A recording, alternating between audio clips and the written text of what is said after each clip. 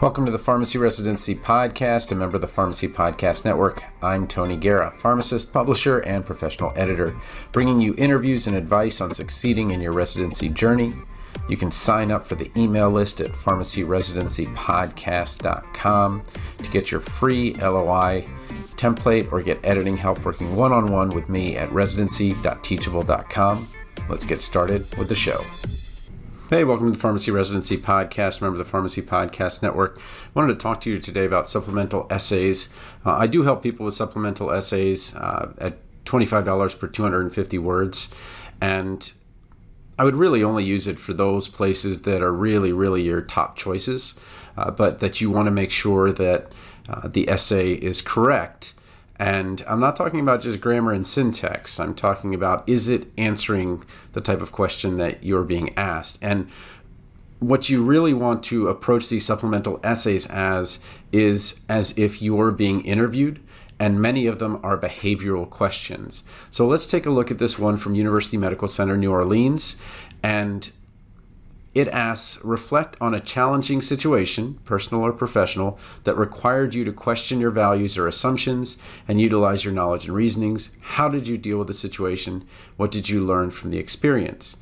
And what this is really doing is asking you to answer the STAR interview question, which is a behavioral way of answering questions. And I'm going to show you the UNC one, which is actually very similar. Here we have describe an intervention, change, or contribution that made an impact on patient care and or pharmacy practice and what you learned from the experience. That's the first one for everybody. And then they also ask, describe a personal challenge that you have faced, which you feel has shaped you as a person. Example include a moral or ethical dilemma, a situation of personal adversity, or a hurdle in your life that you worked hard to overcome. So I'll give you a couple of examples of types of things that you could use. But what I'll do is I'll do this on a Word document so we can kind of see what the fonts look like as well. So what is the STAR interview? The STAR interview question, or way of answering the question, is to set the situation. So you introduce the situation to set the scene and provide context. And this is the big deal here. So what you want to do is you want to not hurry into the solution. Okay, you're telling a story. They're asking you to tell them a story. They've got letter of intents that, many of them will be very similar because students tend to copy the UCSF template, the ACCP template, or the SHP template. And they don't make a significant move toward matching. So what they're asking is, all right, well, let's at least get started with the interview. What are the first couple questions we might ask you? And what they're really asking for is you to set the scene so that they can kind of sit back a little bit and like, oh, this is going to be a good story. Tell me about it. I like Jeff Foxworthy, who is a comedian. I actually heard him. He's been around a long time. And I'll tell you how long. In 1992, he came to Gator Growl in Gainesville, Florida. And when he's joking about setting up the scene, what he uses is this phrase. So there I was, right? And if you start the scene, don't start with those words, but get in your head, so there you were. What is a situation that would be interesting enough that as soon as you said those words, people would come in a little bit closer? Oh, what happened? Right?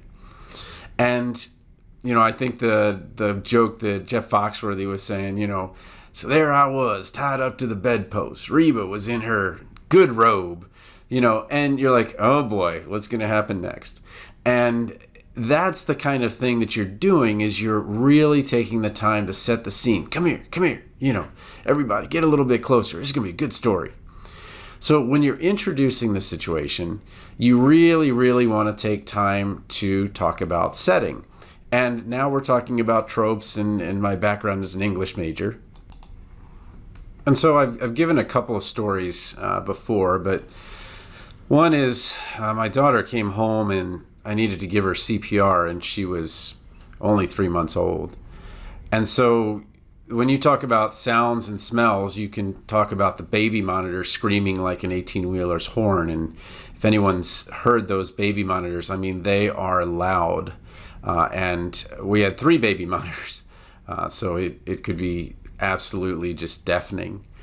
And then another story that I liked was someone who was at a food bank, and a hungry man coming to help his family, but food banks are not distribution centers. Food banks don't actually give food to people individually. And so that's kind of setting the situation and what it was like. Also, time frame, especially a ticking clock. When you have a baby that stops breathing and they're turning blue, you have 4 minutes without oxygen until you start seeing that brain damage. And someone who's a health professional would know that number. And then for the hungry man coming to help his family, maybe he only has a day left of food. And this desperation made him drive all the way to the food bank, and all he knew to do was to come here. So then you want to describe the task, what needed to be done and why. And so the next thing, it's going to be really tough for me, because when you give CPR to your own child, it's very difficult. You want to describe the task and what needed to be done and why. And for me, I needed to clear the airway, see if there was something there, and there wasn't. I'll explain that in a little bit. Call for help and begin to administer CPR. So I'll go through what happened in the action in a minute, but this is where you kind of want to be, where you're in the middle of the story. And this is called in media res. So I'll put that here at the top as you're doing the in the middle of the story. So although you're still creating the setting, you're telling in the middle of the story, and it literally means into the middle of things or into the middle of the story. But this is where you want to do it, because you want to go right into the middle of the action. I mean, these are residents that have tons and tons of applications to read. You want to make it interesting right away. And the quickest way to do that is to not take too long in setting the scene, but also starting the scene in the middle of the action where things are happening.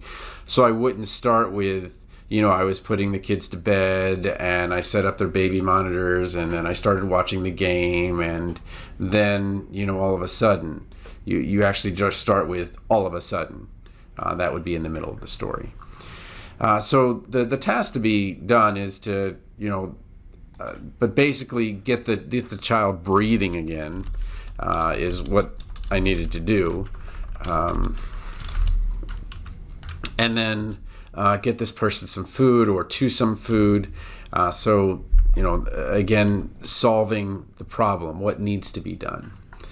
And then comes the action that you took. So usually this is a bit of a surprise.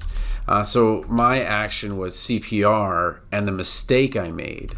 And this was really telling.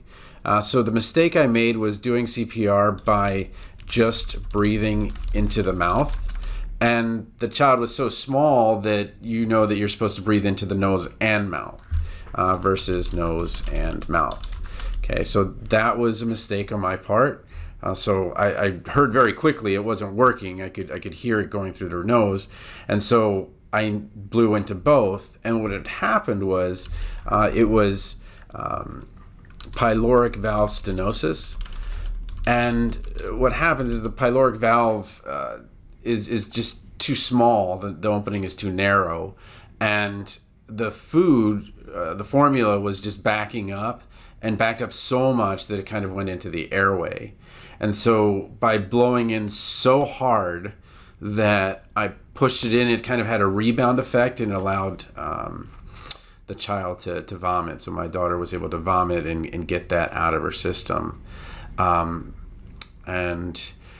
This is where you can kind of describe what's also happening. So because I was on the floor, I only saw the feet of the first responders, which were the police. and later the ambulance and EMTs. And you want to put the person there, so I wouldn't say, the police and EMTs came in, but rather that I saw their boots and I saw their black shoes come in. I never saw their faces. I just only saw, I was on the floor, so that's all I saw.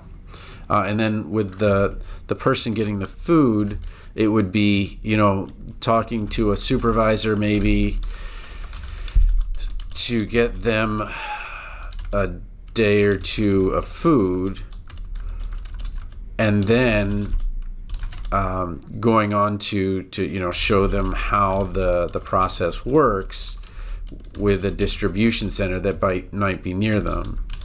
And the Greek tragedy of food in this country is that we have enough food. It's that it's in the wrong places. And, restaurants and grocery stores throw out food all the time. And especially now with inflation, there should be nothing like this, where in the United States that people go hungry because there's so much food. And then the result in terms of benefits realized. So, this is kind of the denouement and the conclusion. But what you're really doing is you're kind of wrapping up the story. And so I might mention the surgery to correct the next day. And I wrote a story about this. It's a nonfiction story. And when the surgeon was just immense, like he was just a big guy, and he had really big hands. And that was something that I really, really noticed, because I'm thinking, okay, this child is less than 10 pounds, and you're going to do surgery on the pyloric, the surgery to correct with those, big mitts there. So I focused on the hands, just as I had focused on the feet when I was on the ground. But you might, talk about the surgery to correct and the, success of the, child now. And now she's, healthy 11-year-old. Who can sometimes drive me crazy. She loves to talk. So it's just kind of funny that someone who had trouble breathing when they were younger has absolutely no trouble losing her breath now. She's a distance runner and so forth. And then in terms of the result, then maybe in terms of the food shortage thing, you would educate, more people about the food issue and how they can resolve it. So educating people about where do they go to get the food and things like that. Okay, so that's the intervention, change, contribution one. The answer I would have, and then reflect on a challenging situation. Now the tough thing with UNC is that they have two things that are both star interview, and what you really want to do is this one, if you want to think of, is a bit more professional. Okay, so this would be a business answer, so something that you did at work. And this one is one where you are talking about something personal that makes you more human. And I think that sometimes you don't have to do this, but sometimes talking about some things that are outside of pharmacy is kind of refreshing. And, it might be as simple as, by the way, I'm a mountain climber. I love to, rappel, or, maybe you play guitar or you do something interesting. That might be in there as well. Now, this is one I would probably stay away from. The second option you have is to describe the personal attribute that you are most proud of that would benefit your co-residents and colleagues at the UNC Medical Center. And it's asking for a humble brag answer. And what you would actually want to do is change this to a star interview, and I'm going to tell you why. So when you answer this, the first thing you're thinking is, I would tell them something. But it would be better if you show them through a story how you exhibited that personal attribute. And with this, you could actually probably pull in a couple of stories. So if your personal attribute is service to the underserved, that you could probably pull off. Because what you're going to do is you're going to put yourself in a place where you're volunteering your time, where people are being underserved, and where you're maybe even in bad neighborhoods, something like that. And then that can kind of talk about and you wouldn't use selflessness as your primary thing, but what you would do is you would in some way indicate that you are there to help others. And where you would get in trouble with this is you might say something like your leadership, and all of a sudden they're saying, oh, so this is a person that's going to be really hard to, that's not going to be very teachable, that has to be in charge, right? And so I think this one's a little bit more dangerous, but if you can find a situation that accents your personal attribute and you can do the STAR interview with it, I think it would be a much better choice to do it. So again, I'll help you with things like this, $25 for every 250 words. And I would use this again for the top places that you want to apply for. Just kind of email me at tonythepharmacist@gmail.com and tell me, this is the one these are the couple of questions that I want help with. And, can you first look at my answer and then, worry about grammar and syntax. And I return things mostly in, a day or two. So this can be done relatively quickly. But I want you to just see how quickly this story kind of grabs the person and moves things through it. And again, it was horrible, absolutely horrible. Most traumatic event in my entire life to have to do CPR on my own child. But when you talk about how this works in terms of story and answering a STAR question, the situation is that a baby monitor went off. I was there with all three of my daughters. My wife couldn't hear me screaming for her. And I set the scene by putting them there and hearing a baby monitor go off on your own child right away. That is in the middle of the story. The ticking clock and the time frame is that I only have 4 minutes to solve this problem, and I have absolutely no help, only my training as a health professional. The task is to, clear the airway, call for help, administer CPR, but really it is to get the child breathing again. And because you have no idea what happens at the end of the story, you just cannot stop reading. And it's lending to curiosity, a person's natural curiosity, but that's the kind of story that you want to put in there. And there's going to be some point where you might feel a bit uncomfortable about sharing something, but as long as it's not something that makes somebody very uncomfortable reading it in terms of I don't know if I would even want to interview this person, I think it's reasonable. Then the action. And yeah, in some ways you're I'm the hero of the story, but I tempered that by showing that I made a mistake. I did CPR because when you're taking CPR class, who thinks they're ever going to use CPR class?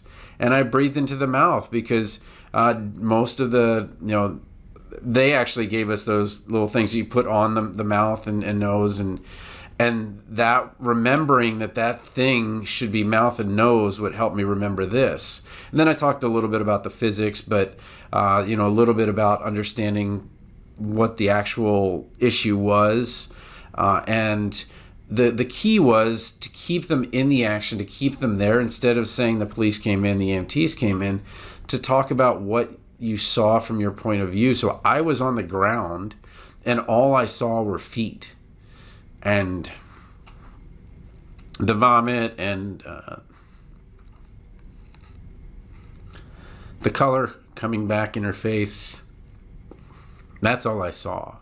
So that part of the action is key, to continue the description rather than just telling them what happened. And then wrapping up the story is where, okay, you can breathe now.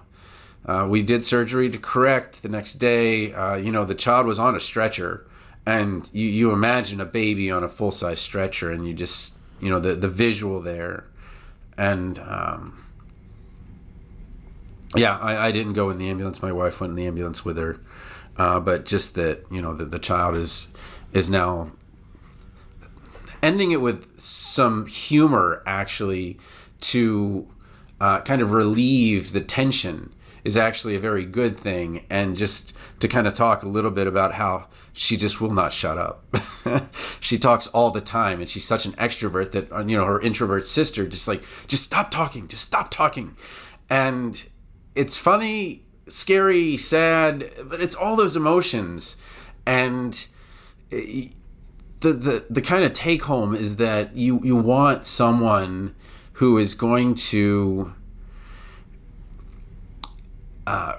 say at the end of this whole story, wow, I really want to talk to this person. I really want another story. I really want to hear one more thing. I want to ask them a question that's going to give me another story, and I'm going to be able to, stop listening to this. I want to express my deep interest, and it was a pleasure to meet your residents, and to actually find someone genuinely telling me what it is that they want to do and how they want to do it, and it's just a good storyteller. So, yes, can you get an interview based on one of these? Absolutely. And I think that's what they're begging for, these poor residents who's reading these dozens and dozens of applications. So, again, TonyThePharmacist@gmail.com if you want to talk to me about help with supplemental essays. Again, my letter of intent, residency.teachable.com. That's kind of what I do the most. But you want to make sure these match. The last thing you want to do is have excellent writing in your letter of intent because maybe you did it in a class, maybe you got help with me, or maybe you used a template or something, and then all of a sudden you look like a terrible writer because you've just kind of put together this supplemental essay, which in many ways, the residents and the RPD who are reading this, they look forward to these much more than anything else in the application, because these are, a lot of times, people really let their humanity show and really are so genuine in these stories.